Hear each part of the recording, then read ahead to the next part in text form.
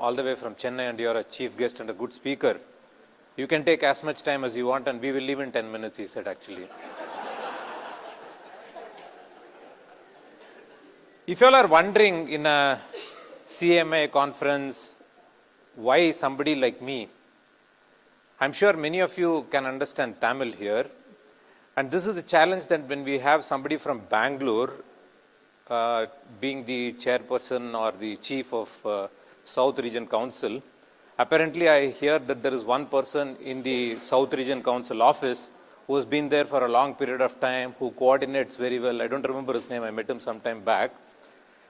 And whenever somebody from Bengaluru interacts with a person in Tamil Nadu, they generally tend to speak using English and Tamil words together, right?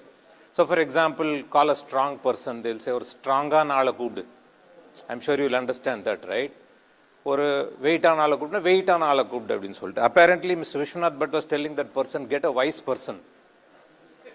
So when it got translated, he said, or vaisan ala kutinwan. So if you're expecting a wise person, and instead of that a vaisan ala has come, it's because of the communication gap that they had, and that's how it is. And during my education on communication, somebody taught me saying that the first slide has to be really attention grabbing with some colors in it. Correct? And then I put, did you know? Half of that is not visible. Maybe you can check that out. So did you know, and that is very thought provoking, and some colors I have put so that you will remember the colors very well. But I want you to ask one question. Don't look at Google now, because Google only I also picked it up. You know which is the longest applause?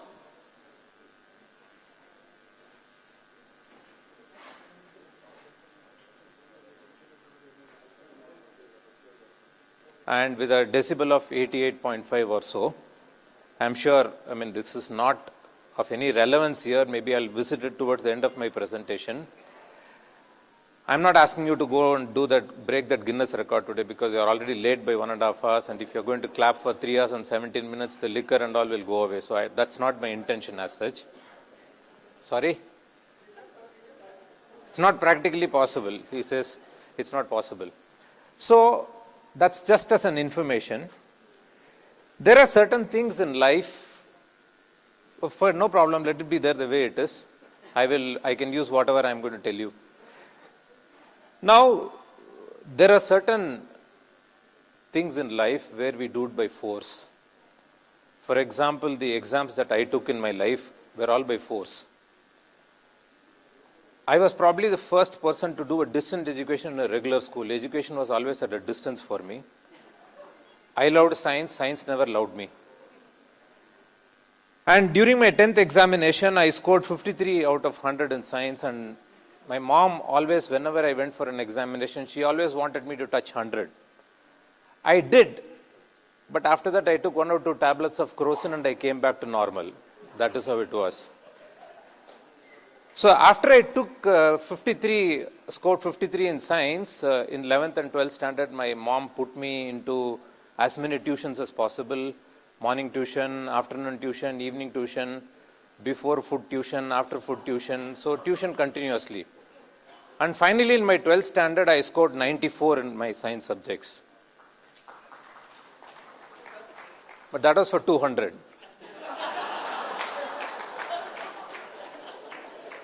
I normally take the applause and then give this result, because I don't want people to actually lose that applause actually. So, but science never loved me.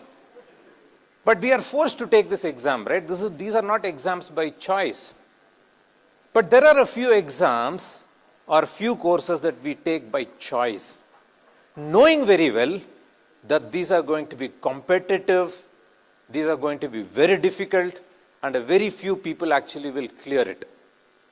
And I'm sure the CMA exam or the ICWA that it was called earlier is one of those exams which are taken by choice and not by force. And that is why I feel very clearly that many inspiration talks, the speaker inspires the audience. But this is one rare occasion where I feel the speaker is inspired by the people sitting here. right? And because you people are people who actually have not, boss, can you just put whatever is there? I will manage. I want to stand between their lunch and session and dinner now. Paravailla Aki, yen baratto Aki. Because I don't know what I have to speak if I don't have that. That is my problem actually. Yeah, Aki, paravailla. Don't worry.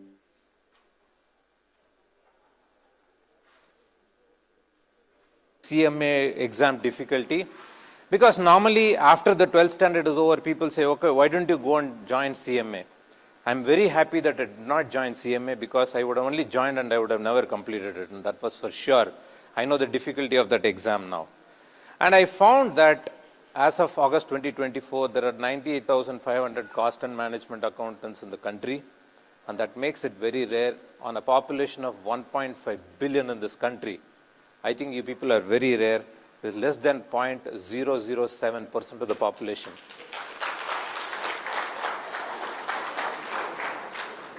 That actually deserves a bigger round of applause, but still okay. I know you're very tired. Maybe towards then we will try something better. Because you people are very rare and that's very important. And that is why I'm very proud that I am standing in front of a group of people who belong to ICMI. And what is very interesting is this particular fraternity not just reflects the power of I, but also reflects the power of AI in this.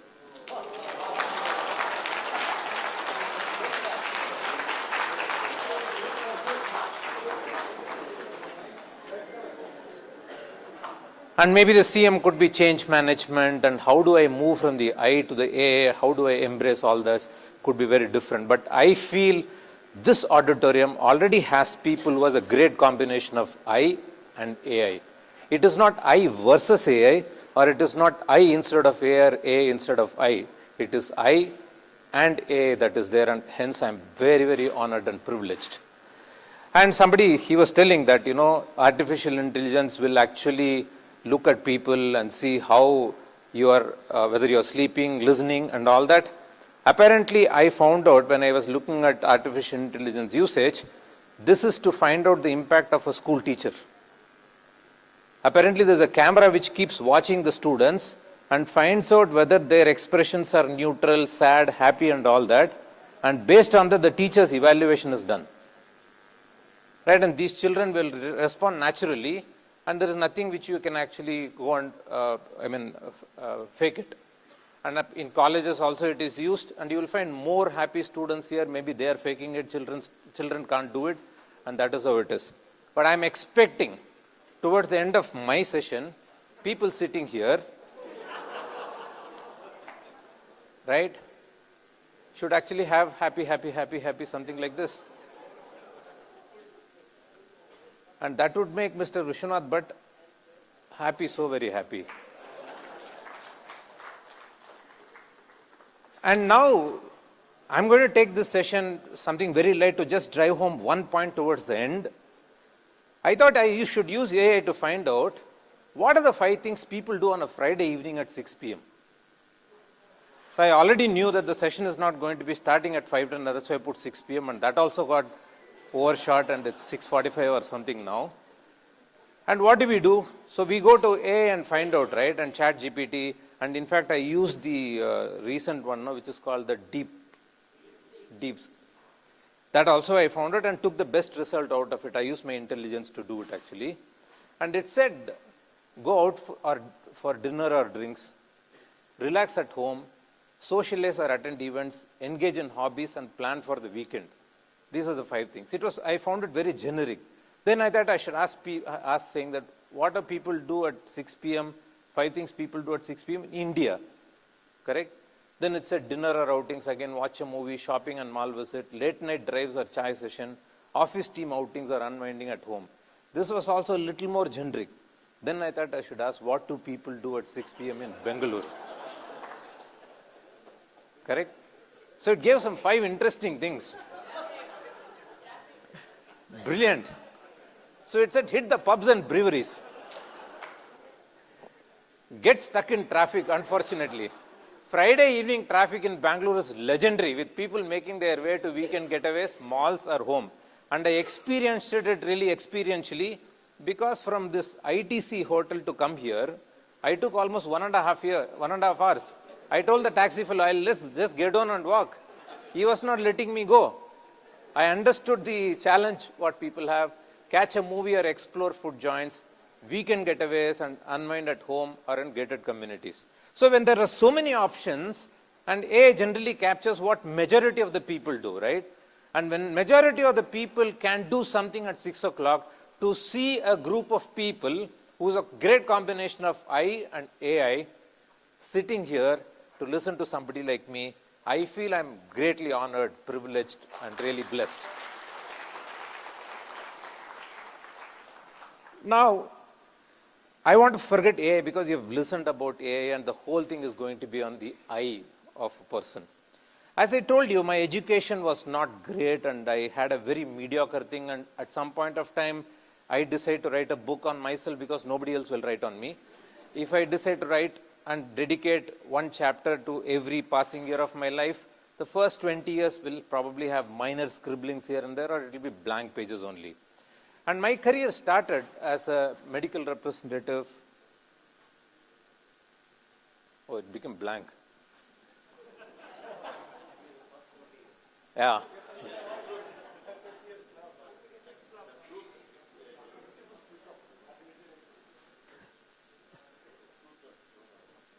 Yeah. So I shielded upon Praveen Shetty or the people who own this company, and they brought fire in me by extinguishing fire. And then I went into Ranbaxy as a medical rep. I had very fast growth in that company between 91 and 98. And then I had a meteoric rise in a company called Allergan, which was a US-based multinational.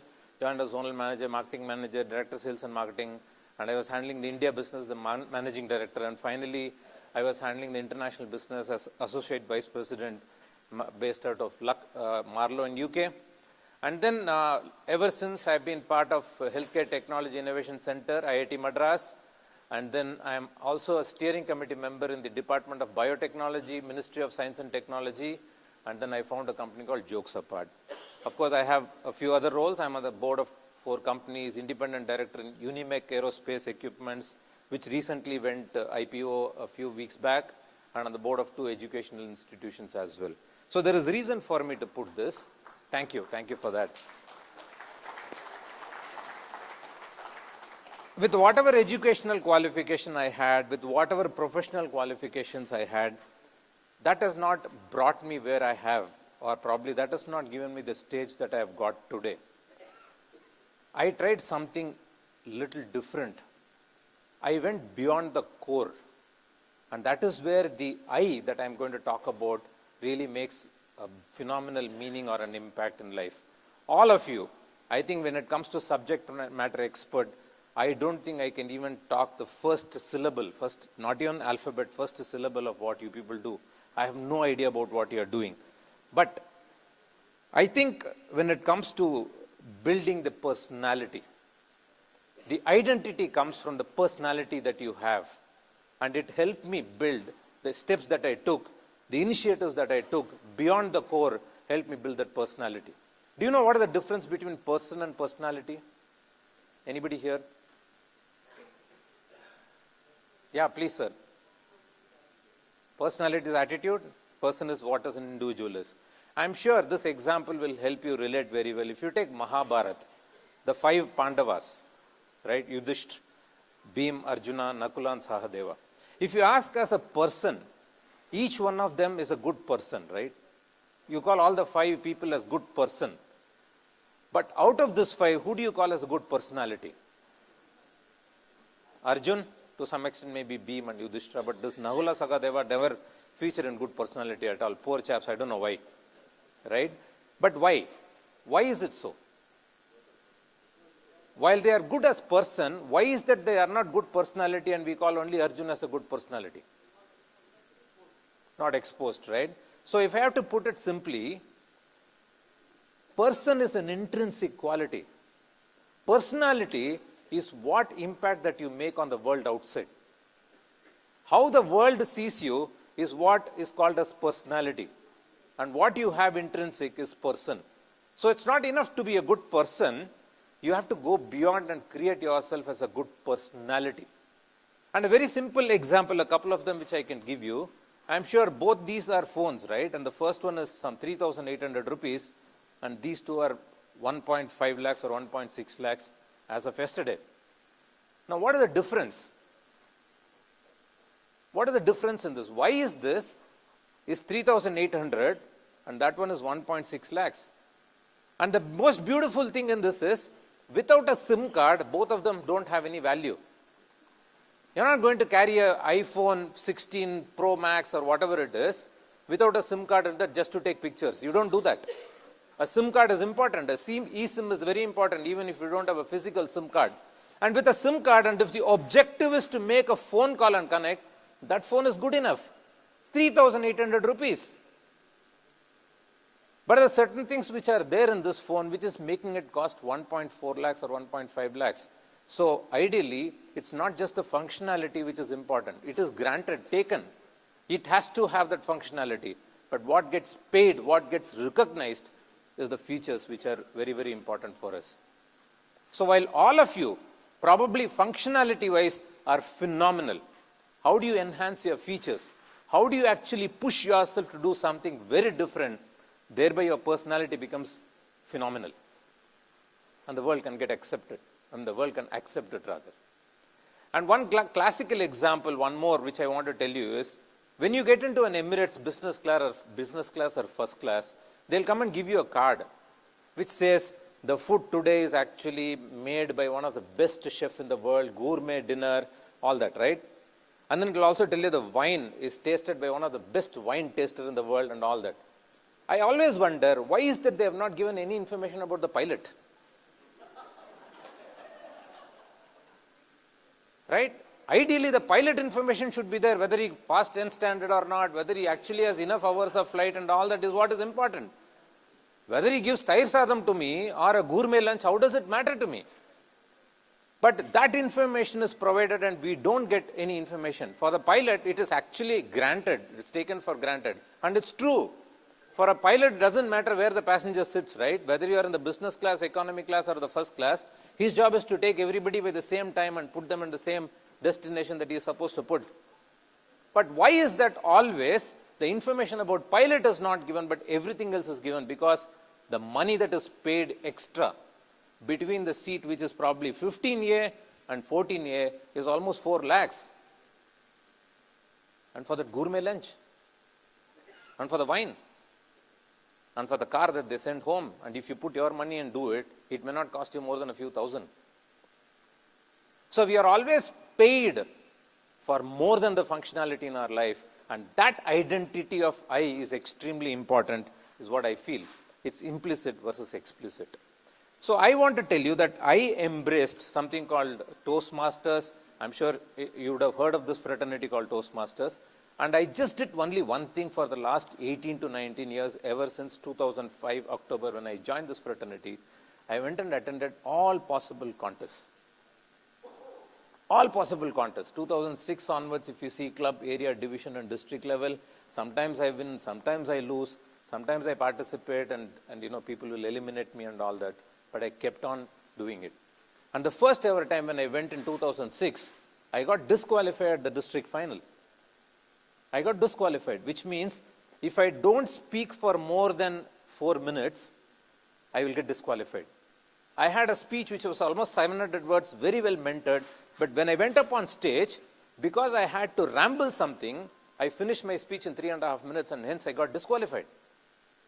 I was wondering, why should I put myself into something like this? I experientially realized public speaking is the world's greatest fear. I think it's been proven by research, right, that it's the world's greatest fear. I experienced it. But towards 2012 in Colombo, when I actually became the first runner-up for the first ever time at the district level, when I went to the global level, I realized public speaking is the world's greatest pleasure. It isn't moving from experiencing it to be the world's greatest fear to become the world's greatest pleasure, becomes metamorphosis. And that helped me a lot.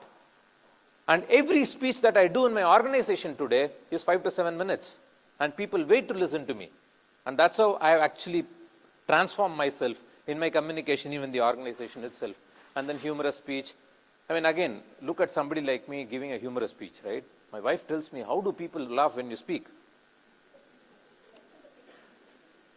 And she tells me, one mari sidu munjil apdi sirikiranga appa appdin solittu, correct? And that's how it is. She cannot understand the value. But my mentor told me, you having a grumpy face is a blessing for humorous speech. So you go and tell humor and you don't smile, others will smile, others will laugh at it. I tried laughing, but this much only I can laugh. What can I do, you tell me? And that is how it is. Because I want to close in the next few minutes. Whatever I do now, whether it is the role that I have as a go-to-market consultant or the role that I have in Department of Biotechnology. You know, in Department of Biotechnology, there are 17 people in the steering committee. 14 people are academicians. The ex-dean of IIT, Bombay, professor of Jawaharlal University and all that. And there are 2 people from Skill Development Council and the only one from the industry. And when I asked the secretary, saying that, why did you pick me up? He said, somewhere I saw you, your communication was very good. You were able to articulate it so well, and I want somebody who can actually look at translational research, whatever research is happening in the lab, how can it be translated into reality? And for that, communication is important. So that's why I told you that the role that I have is not out of the core that I had. While that is functionality, it is important. Without the industry experience, they wouldn't have taken me. But what actually got me this job or this position was my communication, my ability to put things in the simplest manner, and that attracted them for me to taking them. And mind you, first ever time I ventured into an entrepreneurial journey, starting a company called Jokes Apart. Right? And our tagline is, we are serious. And we teach people today. We take leaders, entrepreneurs, professionals like doctors, chartered accountants, and all these people. We have more than 20 people whom we coach now to tell them how can they be creative and witty in making people embrace better relationship and connect better with audience, whether it's with people or with their customers or with anybody. And that is the most important thing. So that's one thing which I wanted to share here. Now, how much time do I give? I'm sure that question will always be asked, saying that, okay, if I have to focus on this, I'm very busy. How is it possible for me to give time? I tell people saying that 5% time. Because in many cases, even if you think that extracurricular or the other thing is 20% important to you, just look at 5% of your time in your life. But moment I say 5%, people will say, yeah, 5% is just not difficult, I will do that. But mind you, 5% in one day is 1.2 hours a day. In a week is 8.4 hours a week, 1.5 days a month and 18 days a year. I am telling you, if you are able to just give 1.2 hours a day or 1.5 days a month to something beyond your core, it could be anything. It could be painting, it could be something, it could be Rotary, it could be anything that you like. But do actively. There's no passive. Okay, I'm also a member is not the case. If you're able to do actively, the I will become extremely powerful. The I will give you that identity. And that can take you places beyond what you can even imagine. And that will make you an inspiration as well. I'm not saying I am an inspiration, but here is a person whom I'm going to talk about. It's easy for you to find out. Somebody who was born on the 15th of October 1931, St. Joseph's College, Madras Institute of Technology, Aerospace Engineering, DRDO, Indian Space Research Organization, Padma Bhushan, Padma Vibhushan, Bharat Ratna, Veer Savarkar Award. Do you know who this is? Yeah, and he became the president at the age of 71 on 25th July 2002, the president of India. Now, invariably, wherever I ask a question saying that, in your mind, who's the best president of the country, this man's name comes up, right? Mind you, he became the president in 2002 and quit office in 2007. 18 years later, and he died in 2015, 10 years after he even died, even today, people call him the best president of the country. Correct? And in his own words, he was not a politician. He never had a political background. In his own words, he never had a great leadership quality that he was talking about.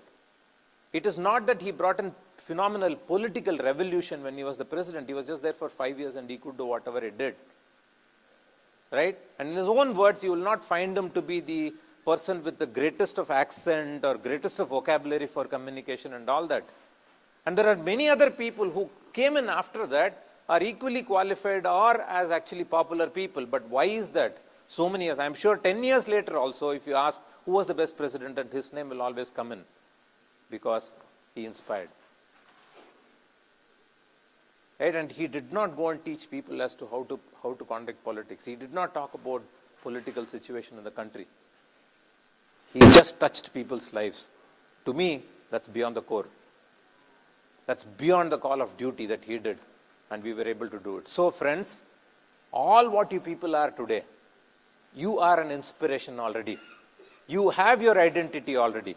And if you are able to take these rare ones that you have in your mind, in you, because the CMAs are not common. You are one of the less than 0.1% of people in this world, 0.007% to be precise. You are rare, and you have that identity. And if you are able to embrace something beyond what you are doing, if you go beyond the functionality, embrace something into the features that you can. If you can develop from that person, good person that you are, to become a good personality, I'm sure you will actually end up celebrating every single day. Now I come back to the first slide that I started with. How do we celebrate a rare group of people like this, who actually not only are the rarest of people, but also took time to be sitting here to listen to somebody like me when the entire city is working on doing something else at 6 p.m. in Bangalore city, right? How do we celebrate? I'm sure I will actually be talking about the longest applause. But wait for a minute. Just wait. This is not possible, I know. 3 hours, 16 minutes is not possible. But for being the ICMI people you are, and for having that quality in you to be sitting at 6 o'clock to listen to somebody, I think the decibel that you should actually be clapping should be more than 88.5 for yourself. This is 55. You know how much is 88.5? The ceiling should come down. And let's go for another 15 seconds. For all what you have, you are the greatest one in this country. You are less than 0.007% of this country. And you have that quality to have that identity and be that inspiration. And the power of I will always outshine even the brightest AI. That is what I always feel. I'm sure you spoke enough of AI, but what you are as an I, if you have that identity, and if you become that inspiration to this world, any AI will surrender to you. And I always feel that there is no gain without AI, but there is no life without I.